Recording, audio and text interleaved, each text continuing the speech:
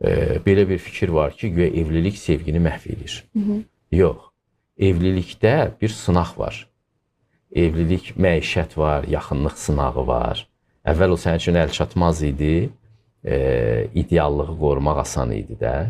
İndi yaxınlaşmısan o ilə, məişətdə onu görürsən və o gözəllik hissini içində yaratmaq sənə çox çətin olur.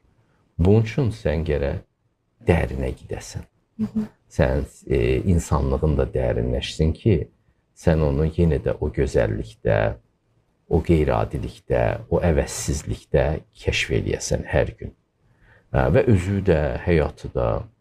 Ona görə əslində insanlaşmasan, insan olaraq dərinləşməsən, sənin sevgin qutaracaq, tükənəcək. Evlilik sadəcə olaraq sınaqdır bunun üçün. Çox adam bu sınaqdan keçə bilmir.